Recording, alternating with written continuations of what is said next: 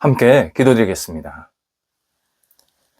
하나님, 선으로 저희를 인도해 주셔서 선한 날을 활짝 열게 하심을 감사드립니다. 저희 영혼에 날마다 선함이 가득하게 하옵소서. 입술에 선함이 있게 하사 사람들을 살리는 말이 풍성하게 나타나게 하옵소서. 생각에 선함이 있게 하사 주님의 뜻을 구하는 하루가 되게 하옵소서.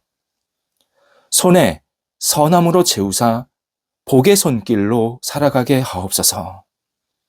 발걸음을 선함으로 인도하사 가는 곳마다 화평이 나타나게 하옵소서.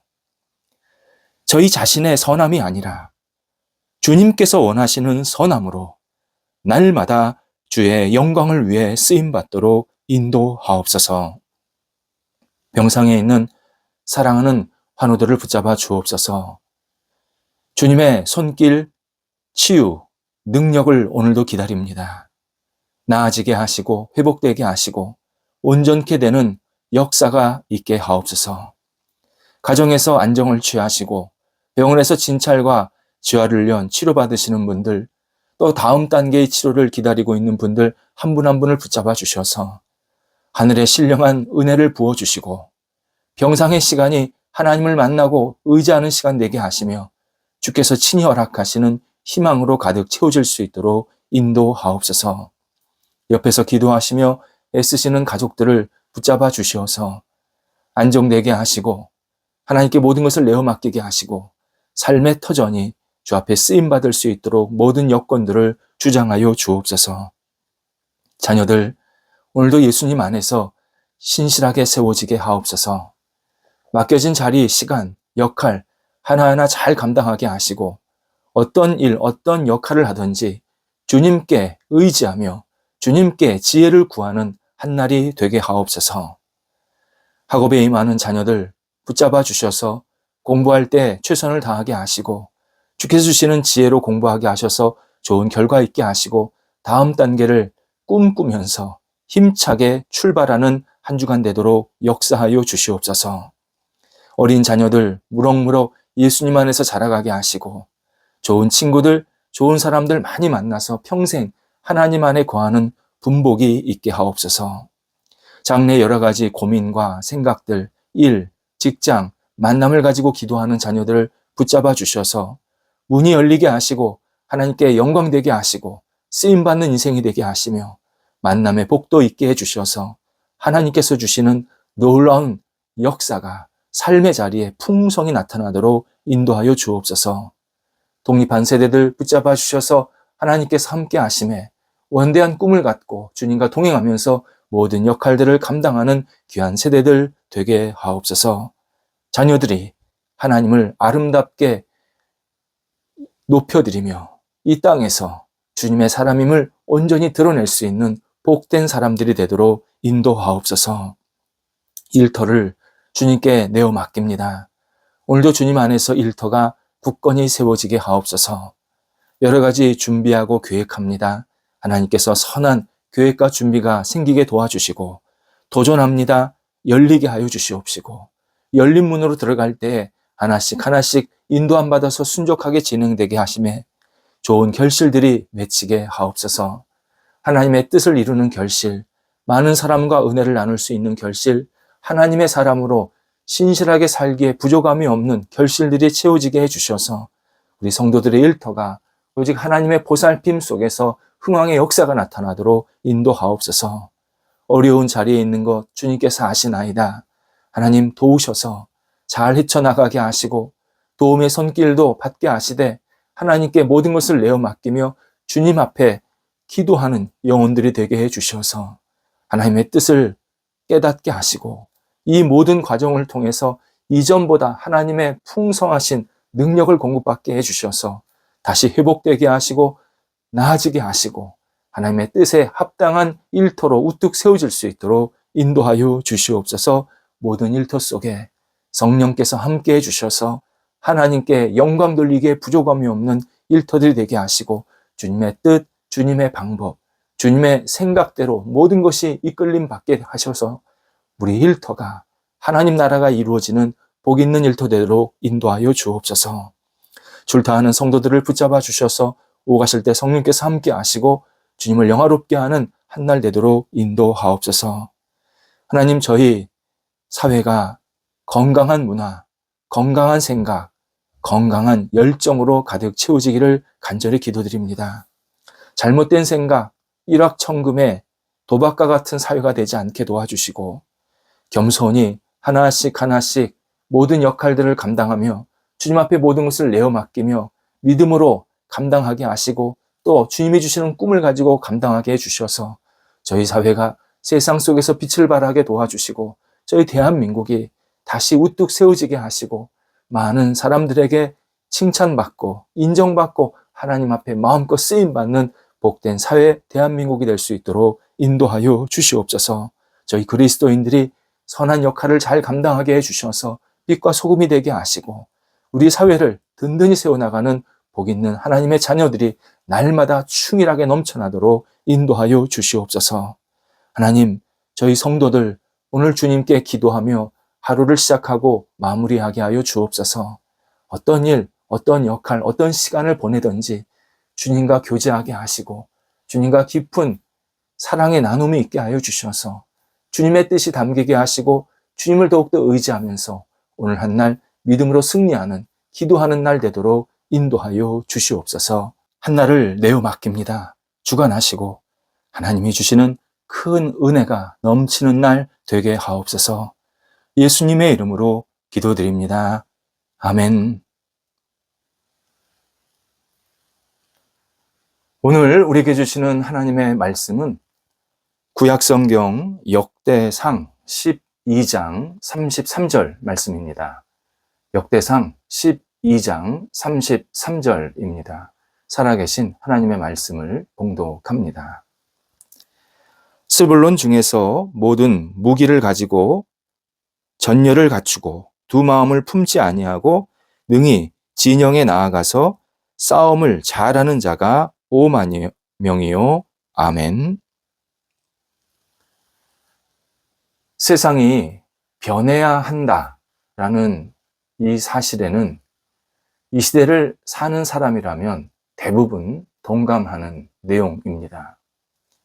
신앙인도 그렇지만 비신앙인들 가운데에서도 지금 사는 세상이 정상으로 보이지 않는다 말하는 사람들이 많습니다. 하나님께서 창조하신 세상은 아름다운 곳이었습니다. 하지만 과거부터 지금까지 사람들의 다양한 죄성이 세상을 뒤죽박죽, 엉망진창으로 만들어 놓았습니다. 지금뿐만 아니라 앞으로도 그럴 수밖에 없는 것이 인간의 부끄러운 자화상입니다. 전 세계적으로 현재 각 나라, 각 사회는 다양한 이 죄성 때문에 인격적인 존중이 사라지고 있습니다.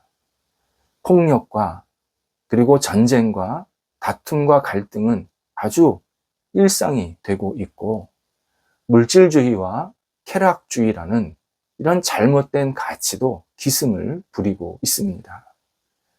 이런 현상이 옳지 않다라는 것을 분명히 알지만 어쩔 수 없다. 어떻게 바꾸냐 말하는 이들도 많습니다. 이에 어떤 이들은 바뀌어야 한다라는 이 원론적인 것에는 동의를 하지만 세상이 너무 크고 복잡해서 세상을 바꾸기는 쉽지 않다. 그렇게 판단도 하고 있습니다. 그런데 바뀌기가 쉽지 않다고 가만히 있으면 세상은 더욱더 혼란스러워집니다.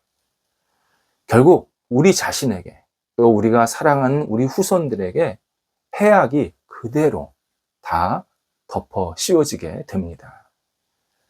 그리스도인은 자신이 속한 영역에서 작은 변화를 위해서라도 자신이 할 수 있는 역할들, 일들, 그리고 생각들을 당연히 해야 되고 그런 역할을 마다하지 말아야 합니다. 하나님께서 주시는 마음으로, 열정으로 역할을 하나씩 하나씩 하다 보면 세상 전체를 바꿀 수는 없지만 적어도 내가 속한 가정, 모임 등은 조금씩 나아질 수 있다라는 희망을 가져야 합니다. 중요한 사실이 있습니다. 주변을 바꿀 수 없다면 나 자신부터라도 변해야 합니다. 주변을 바꿀 수 없으니까 나도 묻어가겠다. 그것은 올바른 생각이 아닙니다. 세상 일에 젖는 일이 하나님을 믿는 우리에게 주신 삶의 사명 아닙니다.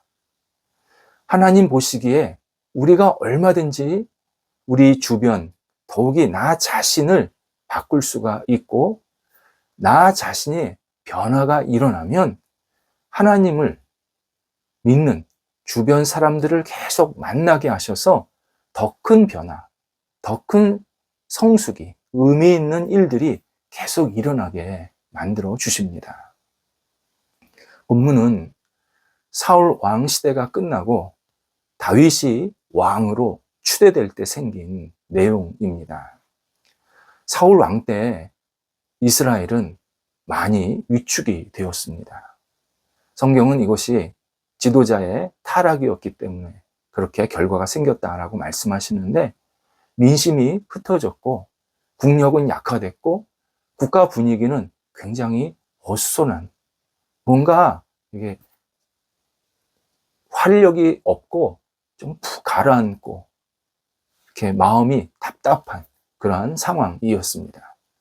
이때 하나님께서 다윗을 통해서 이스라엘을 다시 굳건히 세우시겠다고 약속을 하십니다. 그리고 첫 번째 있게 하신 일이 군대를 튼튼하게, 굳건하게 세우시는 일이었습니다. 당신은 국가, 민족, 이런 다양한 이 큰 무리들끼리 계속 전쟁하는 시대였습니다. 영토 싸움, 어떤 식량 싸움, 이런 것들이 아주 비일비재한 시대였습니다. 이에 나라가 새로워지고 안정되기 위해서 제일 중요한 조직이 군대였고 제일 중요한 사람이 군인이었습니다. 구약 성경에는 군인을 그냥 군인이라, 군사라 표현하지 않고 용사라는 말로 표현합니다. 용사. 군인 한 사람의 의미가 아니라 그 한 사람이 여러 사람들을 이끌 수 있고 여러 사람을 이렇게 맞닥뜨릴 수 있는, 맞설 수 있는 그런 능력 있는 지도자급 인물, 이것을 용사라고 표현한 겁니다. 다윗이 왕으로 세워졌을 때 각 지파에서 용사 같은 사람들을 계속 추려서 다윗에게 보내게 됩니다. 그리고 그 용사들이 어떤 사람이었는지, 몇 명이 보냈는지 역대상 12장, 오늘 본문이 들어있는 역대상 12장에 쭉 설명이 되어 있습니다. 지파별로 몇 명을 보냈고 이들은 어떤 특징이 있었고 이들은 어떤 역할을 했다. 이런 것이 쭉 나열되어 있습니다. 공통점은 굉장히 전투에 능력이 있었고 용맹했고 그리고 나라를 세우고자 하는 열정, 이런 희망으로 가득 찬 사람들이었습니다. 이 가운데 오늘 본문에서 주목할 내용이 나옵니다. 스불론 지파입니다. 스불론 지파에서 사람을 보냈는데 이들의 특징이 크게 세 가지로 나타나고 있습니다. 먼저 무기를 갖춘 사람, 이렇게 표현하고 있습니다. 무기를 잘 다룰 줄 아는 사람들이라는 겁니다. 이 당시는 무기를 갖는 게 중요한 게 아니라 무기를 잘 사용할 줄 알아야 되는데 그런 사람들을 추렸다는 겁니다. 두 번째가 전열을 갖춘 사람들이었습니다. 전열, 조직적이었다는 겁니다. 합심하는 능력이 있었다는 겁니다. 전술에 대한 이해가 빠른 사람들이었습니다. 세 번째가 두 마음을 품지 않은 사람들이었습니다. 두 마음을 품지 않았다. 하나님을 경외하고 하나님이 세우신 이 왕 다윗을 중심으로 나라를 위한 충성심, 신의, 헌신 등이 강력하게 갖추어졌던 사람들이라는 뜻입니다. 정말 훌륭한 자격을 갖춘 용사들이었습니다. 이들이 5만 명이 있었다. 굉장한 숫자입니다. 5만 명. 정말 적지 않은 숫자입니다. 나라가 변화가 되고 안정되기에 얼마든지 가능한 인원이었고, 그 큰 목표를 부어주었더니, 나라에 대한 어떤 큰 비전을 보여주었더니 5만 명이나 되는 사람들이 마음을 합해서 함께 다윗과 동역하게 되었다. 그래서 하나님의 뜻을 이루게 되었다라고 설명하고 있습니다. 이들이 결국 다윗을 그리고 이스라엘을 강력하게 지지하게 되고 하나님의 뜻을 이루는데 충성하는 사람이 되게 합니다. 이런 사람들이 있었으니까 당연히 다윗의 왕권은 안정이 될 수밖에 없었고, 이스라엘 나라가 새롭게 도약하는 그러한 시기를 얻게 됩니다. 성경에는 5만 명보다 적은 사람이 나라를 세우는 장면도 나옵니다. 열왕기상 19장에서 엘리야에게 하나님께서 바알에게 절하지 않고 입을 맞추지 않은 사람 7,000명을 남겨놓으셨다라고 말씀을 하십니다. 7,000명.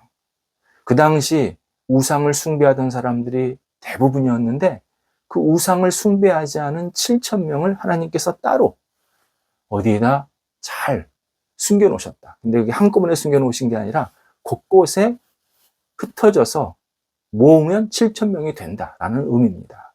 그러면서 하나님께서는 엘리야에게 너는 용기를 갖고 우상 숭배하는 이 나라를 물리치고 하나님을 경외하고 경배하는 하나님이 기뻐하시는 나라를 세우라고 명령을 하십니다. 엘리야는 이들과 힘을 합쳐서 그 당시에 정말 우상이 횡행했었는데, 그 시대를 하나님을 경외하는 시대로 새롭게 만드는데 승리하게 됩니다. 성경에는 더 적은 신앙인이 있어도 그 사회, 그 나라를 구할 수 있다, 구원할 수 있다 말씀하십니다. 300명만 있어도 된다는 겁니다. 사사기 7장에서 하나님은 기드온에게 이렇게 얘기하십니다.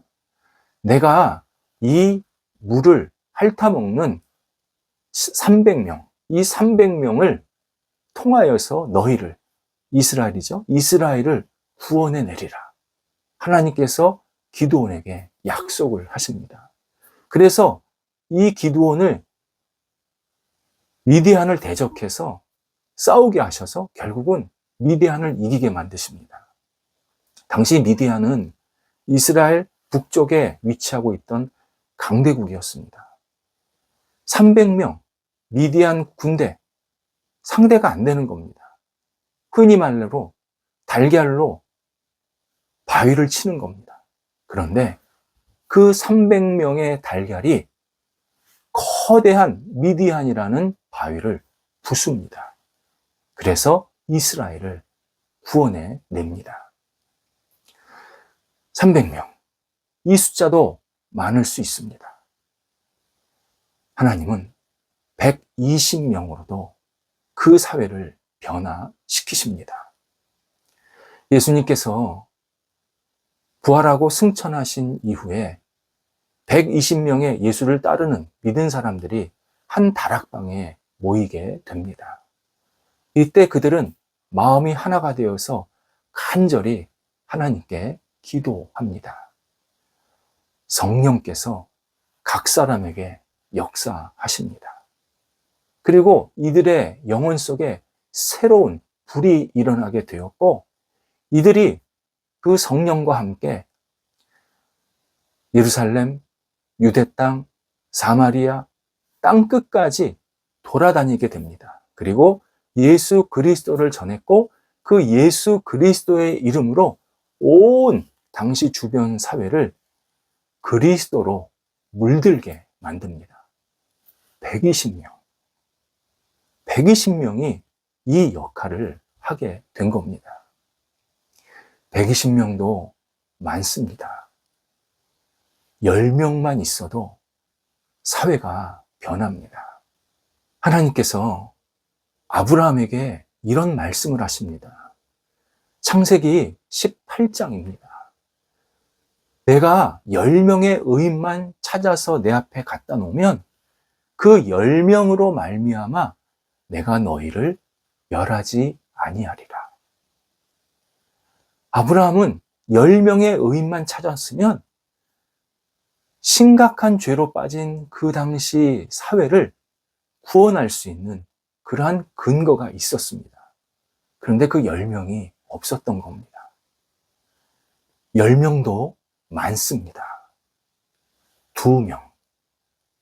2명으로도 예수님께서는 그 모임, 그 사회를 얼마든지 유의미한 일이 일어날 수 있다. 변화시킬 수 있다. 얼마든지 선한 역할을 할 수 있다. 말씀을 하십니다. 마태복음 18장 19절에서 2사람이 모여서 합심하여 무엇이든지 하나님께 구하면 하늘에 계신 하나님께서 그것을 이루시리라. 약속을 하십니다. 2사람이 마음을 합해서 간절히 하나님 앞에 기도하면 하나님이 그들을 통해서 놀라운 일을 일으켜 주신다. 분명히 우리에게 말씀하십니다. 하나님에게 인원은 말 그대로 숫자입니다. 숫자가 많다고 세상이 변하는 게 아닙니다.